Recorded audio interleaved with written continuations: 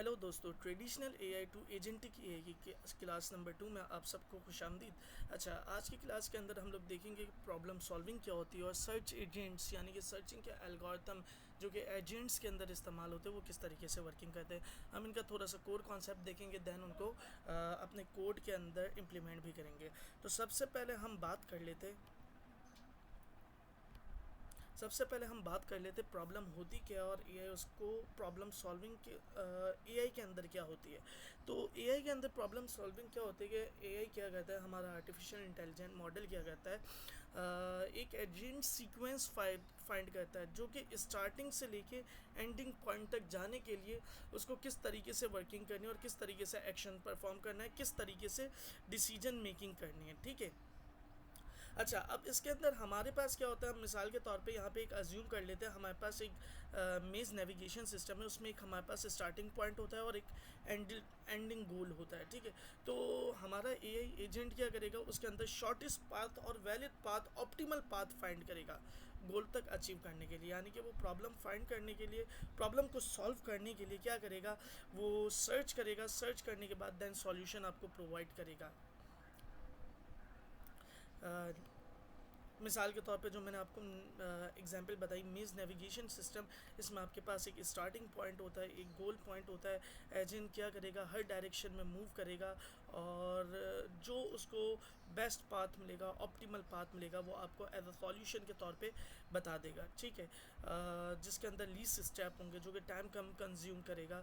अच्छा, इसी के साथ साथ हमारे पास एक पजल गेम है, उसके अंदर भी हमारा ये प्रॉब्लम सॉल्विंग गेम्स है। ठीक है। जिसके अंदर एजेंट्स किस तरीके से वर्क कर सकता है और आप उसको फ्यूचर में अपने हिसाब से भी अगर कोई प्रॉब्लम फेस आ रहे तो उनमें यूटिलाइज कर सकते हैं। ठीक है। जिसके अंदर अच्छा, अब हम इसके अंदर यहाँ पे ये जो जस्ट सिंपल एग्जांपल्स है हमारे पास, यहाँ पे जो सर्चिंग के एल्गोरिथम है, ज़रूरी नहीं है कि वो आपके पास मेज़ नेविगेशन में ही काम आएंगे, ज़रूरी नहीं है वो 8 पजल्स गेम में आपके पास काम आएंगे। वो रियल लाइफ के अंदर आप जहाँ पे आपको टाइम कॉम्प्लेक्सिटी यानी कि कम चाहिए, आपको लेस टाइम कॉम्प्लेक्सिटी चाहिए, आपको ऑप्टिमल रिजल्ट चाहिए, you can go and apply algorithms. Okay, now discuss we what is state space and search trees. हम यहाँ पे सबसे पहले ये भी बात कर लेते, स्टेट स्पेस होता क्या भाई। स्टेट की अगर मैं बात करूँ ना, स्टेट क्या होता है कि हमारा जो एजेंट वो स्पेसिफिक किस पॉइंट के ऊपर मौजूद है। मिसाल के तौर पे आप अज्यूम कर लिया आप मेज़ नेविगेशन सिस्टम में खुद मौजूद है और आप किसी सेल के ऊपर मौजूद है, तो ये क्या हो जाएगा, ये आपका स्टेट हो जाएगा। और जितनी पॉसिबल सिचुएशंस हैं जो कि आपको मिल रही हैं, यानी कि आपने स्टार्टिंग से एंडिंग पॉइंट तक गए और आपको तमाम जितनी भी सिचुएशंस आपको एंड पॉइंट तक जाने के लिए मिल रही है, ऑल पॉसिबल सिचुएशंस।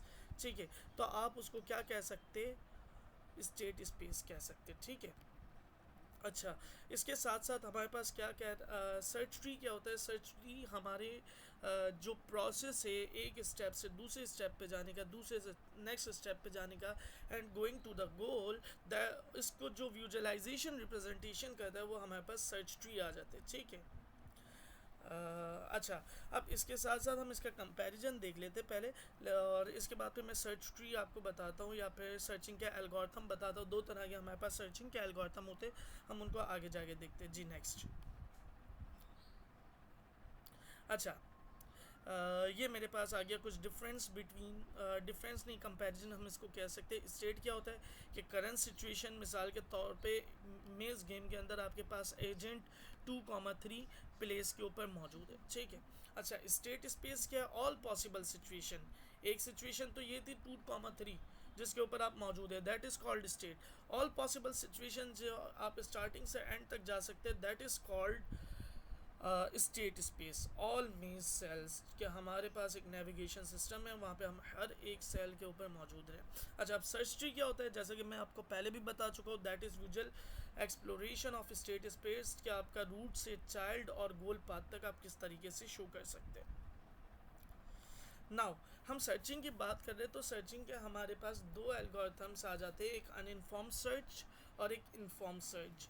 अनइन्फॉर्म सर्च हमारे पास, अनइन्फॉर्म सर्च के अंदर जो हम यहाँ पे डिस्कस कर रहे हैं, B F S and D F S को डिस्कस कर रहे हैं। B F S stands for breadth first search and D F S stands for depth first search. अच्छा, अब बी एफ एस क्या कहता है, अच्छा अनइन्फॉर्म्ड एल्गोरिथम की अगर मैं सबसे पहले बात कर लूँ, तो अनइन्फॉर्म्ड सर्च मेथड क्या करता है, ये ब्लाइंडली सर्च करता है, इसमें इसके पास कोई हिंट नहीं होती, ये जस्ट स्टार्ट करता है और एंड तक जाता है, ठीक है। और जो उसको ऑप्टिमल पाथ मिलता है वो आपको रिजल्टेंट आंसर प्रोवाइड कर देता है, ठीक है।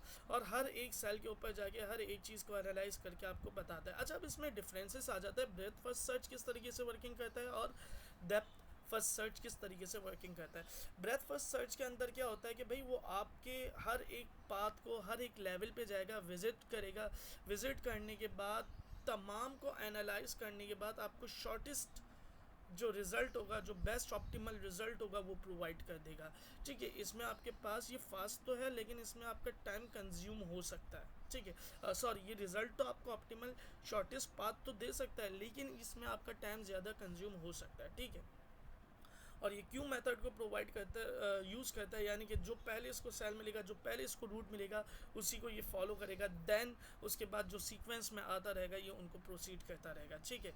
ये level by level first visit करेगा, जो कि मैंने आपको बात कर दी, एक ही बात है। हम आगे चलते हैं। और डेप्थ फर्स्ट सर्च क्या करता है, depth first search deeply explore करता है, यानी कि जो इसको रूट मिल गया उस पर जाएगा, ठीक है, विजिट करेगा, जहाँ पे इसको मतलब कि मज़ीद आगे ब्लॉकेज मिल जाएगी, आगे ये प्रोसेस नहीं कर पाएगा ट्री के अंदर, तो ये क्या करेगा, बैक ट्रैकिंग मेथड को अप्लाई करेगा, विजिट करेगा, रिवर्स, अगेन रिवर्स होगा और वो अपना रूट चेंज कर लेगा। जहाँ पे इसको ब्लॉकेज मिलती जाएगी, जहाँ पे इसको मतलब कि ये एग्जॉस्ट हो जाएगा सर्च एल्गोरिथम, वहाँ पे अगेन रिवर्स करेगा एंड चेंज देयर पाथ, ठीक है। अच्छा, इसका डिसएडवांटेज ये है कि ये आपका फास्ट तो वर्किंग करता है लेकिन ये आपको ज़रूरी नहीं है कि आपको हमेशा शॉर्टेस्ट आंसर देगा, ऑप्टिमल रिजल्ट देगा। अच्छा, इसी तरीके से हमारे पास सेकंड एल्गोरिथम आ जाता है इन्फॉर्म सर्च का। अब इन्फॉर्म सर्च से में हमारे पास जो एल्गोरिथम्स आ जाते हैं, स्टैटिक एल्गोरिथम आ जाता, ग्रीडी एल्गोरिथम आ जाता। अब इन्फॉर्म सर्च से मुराद के पहले तो हम ये समझ लेते हैं, इन्फॉर्म सर्च के अंदर हमारे पास क्या होती है, एक्स्ट्रा नॉलेज होती है, लाइक हिंट्स, जिसको हम ह्यूरिस्टिक सर्च भी कहते हैं इन्फॉर्म सर्च को। और ह्यूरिस्टिक फंक्शन हमारे पास होता है, यानी कि हिंट हमारे पास होती है कि हमें एक मोर एफिशिएंटली हमारा कोड वर्किंग करे। और अगर हम एनालाइज करें एक लार्ज स्केल के ऊपर, तो ए स्टैटिक एल्गोरिथम ज़्यादा as compare to BFS, DFS and greedy as compare to this algorithm अच्छे से परफॉर्म करता है और अच्छे से ऑप्टिमल रिजल्ट प्रोवाइड करता है, शॉर्टेस्ट भी प्लस टाइम कंज्यूम भी नहीं करता इतना, ठीक है। अब जो आपके पास ए स्टैटिक एल्गोरिथम में एक्स्ट्रा नॉलेज होती है, या फिर आप इन्फॉर्म सर्च के अंदर बात कर लें जहाँ पे आपको एक्स्ट्रा नॉलेज मिल जाए, वहाँ पे वो इन्फॉर्म सर्च एल्गोरिथम कहलाता है, यानी कि जहाँ पे आपको कुछ हिंट्स मिली हुई हो, कुछ फीचर्स बताए गए हों, कुछ फैक्ट्स बताए दिए गए हों, देन उसके मुताबिक आप अपने एल्गोरिथम को रन करें। अच्छा, अब मिसाल के तौर पे यहाँ पे मैं एस्टेरिक एल्गोरिथम की बात कर लेता हूँ। ये बहुत पॉपुलर इन्फॉर्म सर्च एल्गोरिथम है, ठीक है, जिसमें आपके पास टोटल एस्टिमेटेड कॉस्ट, यानी कि जो एस्टेरिक एल्गोरिथम की जो टोटल कॉस्ट है वो डिपेंड करती है, जो कि एस्टेरिक एल्गोरिथम खुद एनालाइज करेगा, खुद जाएगा लाइक BFS की तरह परफॉर्म कर रहा होगा, बट डिपेंड करेगा किसके ऊपर, ह्यूरिस्टिक फंक्शन के ऊपर, कि ह्यूरिस्टिक फंक्शन इसको क्या सजेस्ट कर रहा है, ठीक है। तो इन दोनों का जो सम अप है वो इसकी टोटल फंक्शन की कॉस्ट कहलाती है, और जिससे हम एक ऑप्टिमल रिजल्ट फाइंड कर सकते हैं। इसी के कंपैरिजन में अगर मैं ग्रीडी फंक्शन की बात करूँ, ग्रीडी की बात करूँ, तो ग्रीडी एल्गोरिथम हमारा सिर्फ और सिर्फ ह्यूरिस्टिक फंक्शन के ऊपर डिपेंड करता है। वो कहता है बस जो मुझे बताया गया है मैं उसी के ऊपर अमल करूँगा। अगर इन शॉर्ट अगर हम यूँ बात भी कर लें तो बुरा नहीं होगा, लेकिन ये लेमन लैंग्वेज में मैं आपको समझाने की कोशिश कर रहा हूँ कि ग्रीडी इट्स लुक लाइक, अपना दिमाग नहीं चलाएगा, लकीर का फ़कीर जो बताया बस वही करेगा। भाई ये कर दो तो वो उसी हिंट के मुताबिक चलेगा। भाई सीधा चलना है तो सीधा ही चलते रहना है, ऊपर से नीचे आना है तो नीचे आना है, नीचे से ऊपर जाना है तो जाते ही रहना है, ऊपर जाके स्टक हो जाएगा बस, लेकिन वो फिर अपनी वर्किंग उसके अंदर परफॉर्म नहीं करता ग्रीडी। जबकि एस्टेरिक एल्गोरिथम ह्यूरिस्टिक यानी कि हिंट्स के साथ साथ अपनी जो उसकी एफिशिएंसी है, यानी कि जो एक एल्गोरिथम को जैसे कि BFS हमारा क्या कहता है, ब्रेड फर्स्ट सर्च, जो फर्स्ट कम फर्स्ट सर्व करता है, उसको जो स्टार्टिंग में नोड मिला उसी को ही फॉलो करेगा, ये भी वैसे करेगा स्टेरिक, लेकिन हिंट को देखते हुए कि भाई हिंट मुझे किस डायरेक्शन में अलाउ कर रही है, ठीक है। अच्छा, अब हमारे पास यहाँ पे कुछ एल्गोरिथम्स का कंपैरिजन है, ठीक है। एक एल्गोरिथम हमारे पास जी ऑफ एन हमारे पास यानी कि मौजूद है। जी ऑफ एन क्या था भाई? वो कॉस्ट है जो आप पे करेंगे, ठीक है, यानी कि जो आप अचीव करेंगे, जो खुद से एनालाइज करेंगे। तो Dijkstra algorithm design and analysis of algorithm में बहुत अच्छा एल्गोरिथम है, जो कि सिर्फ जी ऑफ एन के ऊपर डिपेंड करता है। ये ऑल लोएस्ट पाथ ब्लाइंडली देखेगा, लाइक बी एफ एस की तरह, ठीक है। ये हिरियोस्टिक फंक्शन को इस्तेमाल नहीं करता। तो अगर हम इसका फार्मूला बताएं तो F is equal to G of N बनेगा, यानी कि जो ये एक्सप्लोर करेगा वही इसकी ऑफिशियल कॉस्ट होगी, टोटल कॉस्ट होगी, ठीक है।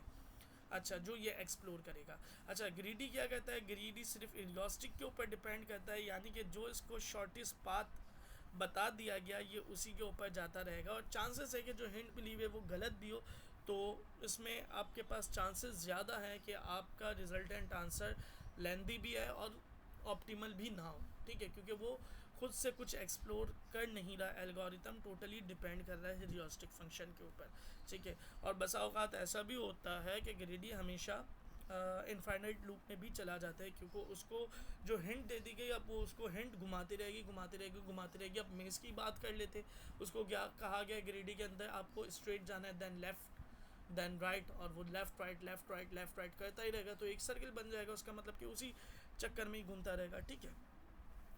जबकि ए स्टैटिक एक बैलेंस है जो कि अपने अपनी कॉस्ट को भी, ऑल लोएस्ट कॉस्ट को भी एक्सप्लोर कर रहा होता है, और इसके अलावा जो हिंट होती है उसको भी फॉलो करता है। दैट्स वाई इसका जो टोटल कॉस्ट आप आती है, जो टोटल ड्यूरेशन इसका आपके पास आता है, वो g of n plus h of n आता है, यानी कि वो हिरियोस्टिक फंक्शन की कॉस्ट को भी, उसको भी मद्देनजर रखता है, प्लस खुद भी एक्सप्लोर करता है, ठीक है। अच्छा, अगर हम इन्फॉर्म सर्च और अनइन्फॉर्म सर्च एल्गोरिथम के डिफरेंस की बात करें, तो इन्फॉर्म सर्च हमारा हिरियोस्टिक यानी कि हिंट्स के ऊपर डिपेंड करता है। अनइन्फॉर्म हमारा ब्लाइंडली वर्केट करता है, इसमें कोई हिरियोस्टिक फंक्शन नहीं होता। इसके जो एल्गोरिथम हमारे पास वो मौजूद है, B F S D F S है, और जो इन्फॉर्म्ड है वो ग्रीडी हिस्टेरिक है। अच्छा, अब हमारे पास इसकी नेचर क्या है? ये तमाम पाथ को ब्लाइंडली देखता रहेगा, और ये क्या करेगा, जो गैस मौजूद है, जो हिंट्स मौजूद है, उन्हीं पाथ को देखेगा। तो भाई ये था आपका आज का टॉपिक कि एआई प्रॉब्लम्स सॉल्विंग क्या होती है एआई के अंदर, सर्च इंजन किस तरीके से वर्क करते हैं, जिसमें हम लोगों ने दो सर्च एल्गोरिथम्स की बात की, इन्फॉर्म्ड और अनइन्फॉर्म्ड। इन्फॉर्म में हमने दो बात की और अनइन्फॉर्म ने दो एल्गोरिथम्स की बात की। उम्मीद करता हूँ कि आप सबको समझ में आया होगा। अब हम चलते हैं अपने प्रैक्टिकल की तरफ। चलें भाई, हम मज़ीद कंटिन्यू करते हैं। यहाँ पे एआई सर्च एल्गोरिथम से रिलेटेड मैं यहाँ पे आपको बीएफएस डीएफएस और एक स्टैटिक एंड ग्रीडी का डिफरेंस भी बताने जा रहा हूँ। यहाँ पे मैं एक 10x10 का मैट्रिक्स बनाऊँगा जो कि मेरी मेज़ को रिप्रेजेंट करेगा, जिसमें मेरे पास 0 होगा रूट यानी कि एम्प्टी स्पेस, और 1 हमारे पास ब्लॉकेज होगा, ठीक है। मैंने इसके अंदर कुछ लाइब्रेरीज इंपोर्ट करवा ली नमपैड न्यूमेरिक एरेज बनाने के लिए, मैटप्लॉटलिब मैंने विजुअलाइजेशन रिप्रेजेंट करने के लिए, हीप क्यू को मैंने क्यू जो कि स्टैटिक और बीएफएस के अंदर क्यू मेथड जो कि हमारे ए स्टैटिक और ग्रेडी मेथड प्लस बीएफएस के अंदर भी एग्जीक्यूट करता है, और मैंने यहाँ पे एक और लाइब्रेरी यूज़ की है जिसका नाम है टाइम, जो कि क्या करेगा, मेरे टाइम को कैलकुलेट करके मुझे बताएगी। तो मैंने इस सेल को रन कर लिया। अब मैं अज्यूम कर रहा हूँ कि आप लोग को बेसिक पाइथन आती है और उसके कॉन्सेप्ट्स पता है, आपको कोर पाइथन आते हैं, बेसिक नहीं कोर पाइथन, जिसमें आपके पास क्लास क्या होती है, फंक्शंस क्या होते हैं, कंस्ट्रक्टर क्या होता है, एक्स वाई जेड। अच्छा, अब मैंने यहाँ पे क्या कर लिया, यहाँ पे रैंडम सीड्स में कुछ ले लेता हूँ, जिसको मैंने यहाँ पे, मेरे पास यहाँ पे तो फिल वक्त नन लिखा हुआ है, नन है, ठीक है, बट ये मेरे पास रिप्रोडक्टिबिलिटी के लिए यूज़ होता है, दैट्स वाई मैंने यहाँ पे परफॉर्म किया है। अच्छा, अब मैंने यहाँ पे एक फ़ंक्शन बना दिया है। इस फंक्शन के अंदर क्या हो रहा है, बेसिकली मैंने ये मेरे साइज़ को एज एट्रीब्यूट लेगा और ऑब्स्टिकल्स लेगा। ऑब्स्टिकल्स का मतलब है यानी कि जो मेरे पास टोटल कितने ब्लॉकेज होना चाहिए, साइज़ मेरा कितने बाय कितने का मैट्रिक्स होना चाहिए, ठीक है।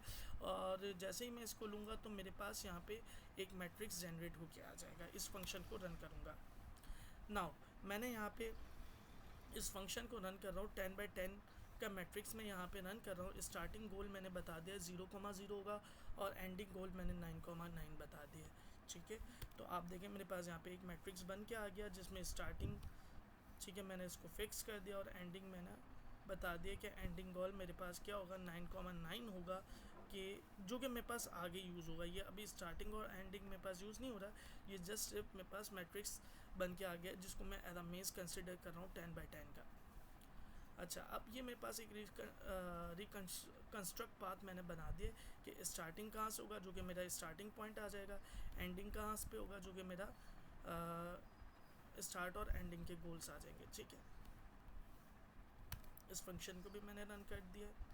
मज़ीद आप इस फंक्शन को डिटेल में देख के समझ लीजिएगा कि मैंने क्या किया इसके साथ मज़ीद। अच्छा, अब मैंने यहाँ पे BFS का फंक्शन बता दिया।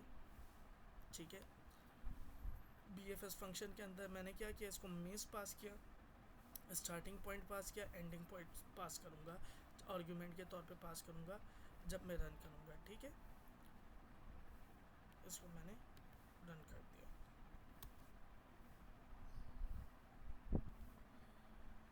अच्छा, DFS को भी मैंने DFS का फंक्शन भी बता दिया। DFS का फंक्शन मैंने आपको बताया कि ये क्या करता है, ये बैक ट्रैकिंग मेथड को यूज़ करता है। ठीक है, तो यहाँ पे इसकी मैंने लिमिट बता दी कि भाई अप्रॉक्सीमेट आपको 1 लाख टाइम्स बैकवर्ड आप डेप्थ की तरफ आ सकते हो। ठीक है, बाकी कोड को आप समझ सकते हैं। ठीक है, क्योंकि मैं अज्यूम करता हूँ आपको loops, nested loops, statement conditions तमाम आती हैं। ठीक है, स्नैपशॉट लेना हो ले सकते हैं। सेम एज इट इज़ मैंने यहाँ पे क्या कर दिया, स्टैटिक एल्गोरिथम इम्प्लीमेंट कर दिया। अच्छा, अब मैंने यहाँ पे मानथान डिस्टेंस को लिया है। एक यूक्लिडियन डिस्टेंस होता है जिसको मैंने एरा हेरियोस्टिक फंक्शन के तौर पे इस्तेमाल करूँगा कि भाई जो भी तुम्हें क्या कहते हैं एक पॉइंट से दूसरे पॉइंट तक का डिस्टेंस कैलकुलेट करना है तो तुम इसको यूज़ कर सकते हो। ठीक है, जबकि मैंने इस तरीके का काम कुछ भी उसमें नहीं किया, क्या कहते हैं DFS और BFS में। Now run this.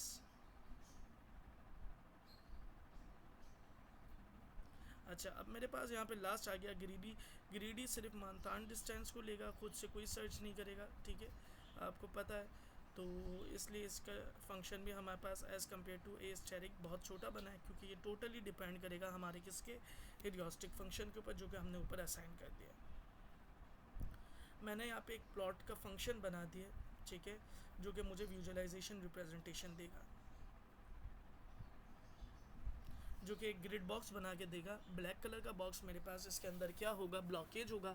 White colour का बॉक्स मेरे पास इसमें क्या होगा, रूट होगा, यानी कि रास्ता होगा। और स्टार्टिंग पॉइंट मेरे पास ग्रीन कलर से रिप्रेजेंट होगा, जबकि एंडिंग पॉइंट मेरे पास रेड कलर से रिप्रेजेंट होगा।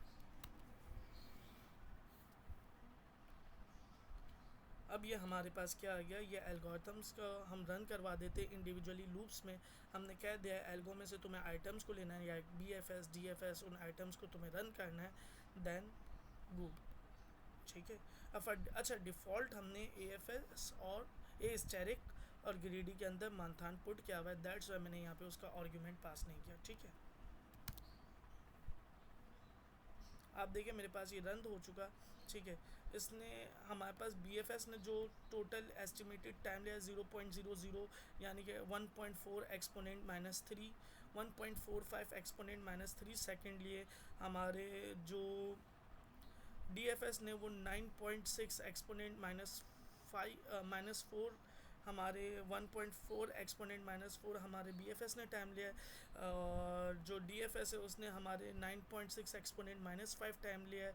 इसी तरीके से जो हमारा एस्टेरिक है उसने लिया 1.6 एक्सपोनेंट माइनस 4 लिया है। और इसी तरीके से ग्रीडी ने जो हमारा टाइम लिया है 6.0 एक्सपोनेंट माइनस 5 टाइम लिया है। ठीक है, तो ये आपके पास टाइम भी आ रहा है। टाइम कितना लगा इनमें, चूँकि छोटा डिस्टेंस है तभी इसमें टाइम देखा जाए तो कम लगा है। और अगर हम देखें कि किसने कितने स्टेप्स लिए, तो आपने देखा BFS और BFS और एस्टेरिक ने कम से कम स्टेप्स फॉलो किए। ठीक है, BFS और एस्टेरिक ने कम से कम स्टेप्स फॉलो किए हैं। अब मैं इसको रन कर देता हूँ। आपके पास यहाँ पे इमेज बन के आ गई। इस इमेज को हम ओपन करते हैं, open image in new tab. आपके पास देखें BFS ने तमाम पाथ को वेरी किया, वेरी करने के बाद जो इसको शॉर्टेस्ट मिला वो उसने अप्लाई किया। ठीक है, DFS को ब्लाइंडली उसको फर्स्ट पाथ मिला, फर्स्ट पाथ से वो चलता रहा, उसको कोई ब्लॉकेज अच्छा, अब उसको यहाँ पे बिल्कुल स्ट्रेट आ रहा था, उसको कहा गया कि भाई तुम्हें एक सेल से दूसरे सेल के दरमियान जाना है, उसको यहाँ पे स्ट्रेट में ब्लॉकेज मिली तो वो बैक आया। बैक में आने के बाद उसको जहाँ जहाँ ब्लॉकेज मिलती रही मज़ीद बैक जाता रहे, और जैसे इसको रास्ता मिला दैन वो प्रोसीड कर गया, ठीक है। जबकि इस चेरिक का मैंने बताया था कि वो स्ट्रेट जाने का यानी कि एक सेल से दूसरे सेल तक कैलकुलेट करने का कहा गया, लेकिन वो अपनी भी थोड़ी सी एफिशिएंसी यानी कि ख़ुद की कॉस्ट भी मेजर कर रहा होता है, एक्सप्लोर कर रहा होता है। तो उसने एक्सप्लोर करने के बाद देखा कि भाई ये वाला शॉर्टेस्ट पाथ है, तभी दोनों के आप लेंथ भी देखें 99। जबकि ग्रीडी क्या कहते हैं, वो टोटली स्ट्रेट यानी कि हिलियोस्टिक फंक्शन के ऊपर डिपेंड करते, तो आप देखिए वो हिलियोस्टिक फंक्शन की तरह गया।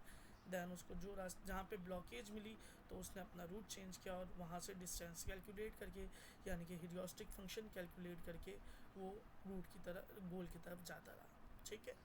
तो उम्मीद करता हूँ आप सबको ये समझ में आ गए होंगे एल्गोरिथम्स, और मज़ीद हम इसको मज़ीद कंटिन्यू करेंगे अपने लेक्चर 3 को। तो मिलते हैं नेक्स्ट वीडियो में, बहुत शुक्रिया।